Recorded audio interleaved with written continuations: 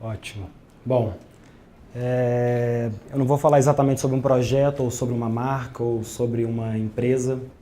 Na verdade, eu escolhi esse tema para falar sobre felicidade.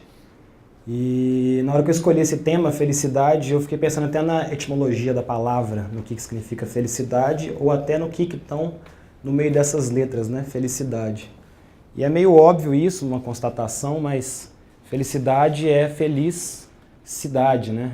E felicidade, nos seus âmbitos formatos, felicidade e felicidade, é algo que eu imaginei que não existiria em nossas vidas de jovens aos meus 22 anos.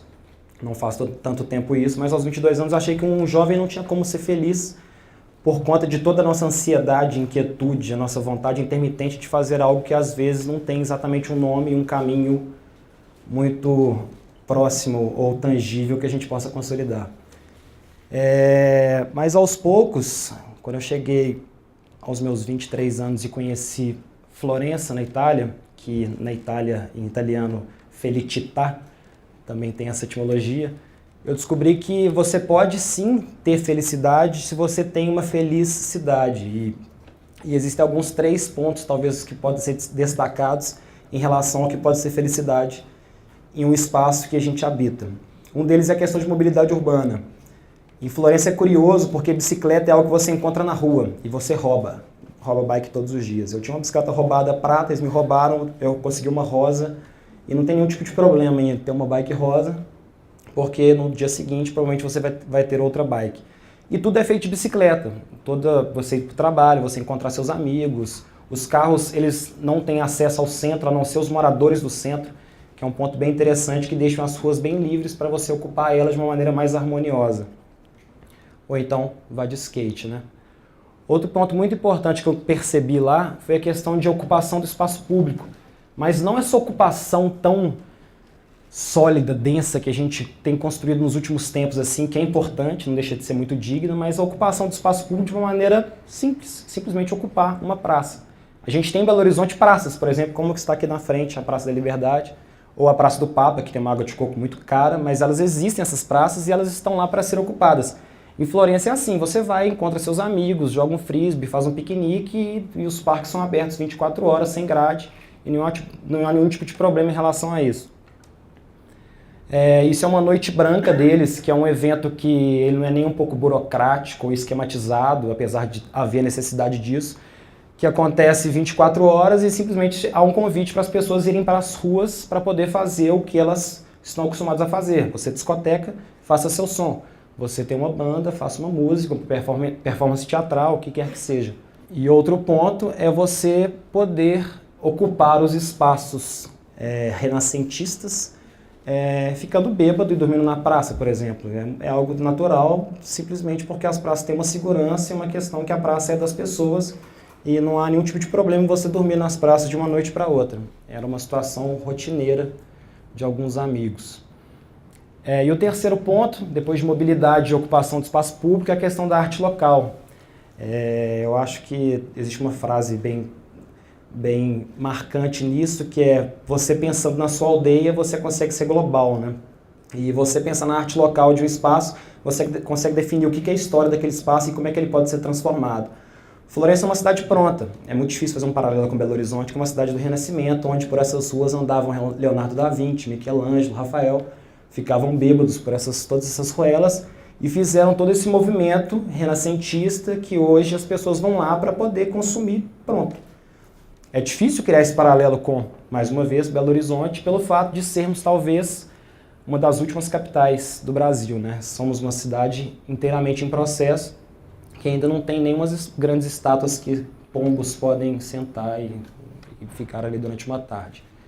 Bom, e o ponto é esse que eu queria chegar, que é mais focado na arte local e na arte de Belo Horizonte. Através da arte a gente consegue entender exatamente o que são as cidades e através dos muros de uma cidade a gente consegue entender o que uma cidade está dizendo. Às vezes a gente não percebe, né? Igual a arquitetura, que de todas as artes, talvez a arquitetura seja que menos percebamos, assim, pelo fato de ter o tempo inteiro. É diferente de música. Música a gente escolhe a hora que a gente vai ouvir. Artes cênicas a gente escolhe a hora que a gente vai para o teatro. Mas agora, arquitetura e arte urbana, isso são algo que a gente vê o tempo inteiro e acaba menosprezando em vários momentos. E Belo Horizonte tem uma expressão muito forte em termos de arte e em termos de expressão. Por exemplo, o picho.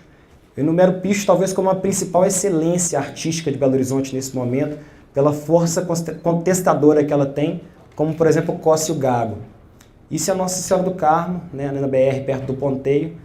É um trabalho que durou menos de um mês que eles fizeram e um mês a prefeitura tampou. E eu fiquei muito triste quando tampou, porque quando eu ficava naquele trânsito de merda na Nossa Senhora do Carmo subindo, eu ficava olhando e isso era uma coisa que me iluminava meu dia. Eu falava, caralho, tem uma expressão muito bonita em Belo Horizonte, tem algo sendo falado em Belo Horizonte que isso é raro de se ver. Pessoas que dizem algo em Belo Horizonte, né? A gente está acostumado mais a se esconder na nossa toca e tal. É um sintoma nosso, assim, é difícil ser uma cidade nova, é difícil não se encontrar no tempo e espaço, entender qual que é a nossa ideologia, qual que é a nossa demanda.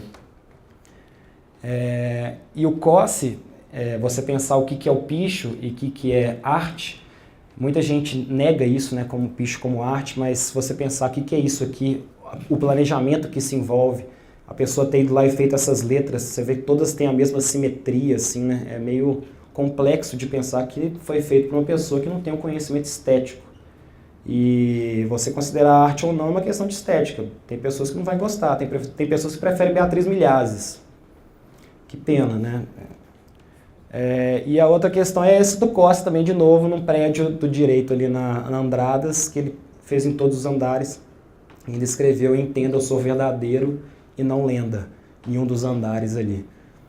É um chamado até para essa linguagem suburbana, essa linguagem do submundo belo-horizontino que às vezes não é ouvida. Isso é basicamente aquele funk do ônibus que você escuta de manhã, sabe? E fica puto.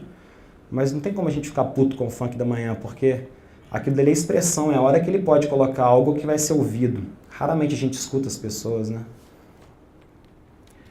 E aí tem talvez a arte, né? A arte mais institucionalizada, que nem tanto, que é a arte urbana, que ocupa espaço e dá uma nova energia, uma nova vitalidade para aquilo.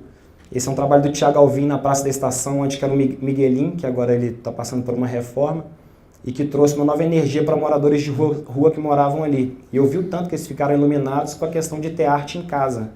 Isso aqui é basicamente um quadro pendurado na parede de moradores de rua. É lindo.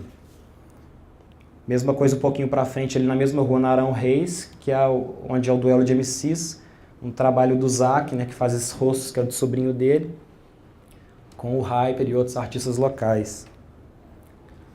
E chego até nesse ponto de perceber que Belo Horizonte é uma cidade extremamente virgem, por esse fato de ser uma cidade tão nova, tão em processo, como acontece todos os dias, a gente vê algo acontecendo de novo, alguma resposta, alguma movimentação. E a gente tem muros espalhados por aí que estão sendo esperados para serem preenchidos. E acabam caindo na mão dos pichadores porque essas são as pessoas que estão expressando mais do que a gente. A gente gasta muita energia falando sobre essas questões de mobilidade urbana, ocupação do espaço público, a valorização de artistas locais. E isso é muito digno porque a gente precisa construir essa cena, esse entrosamento.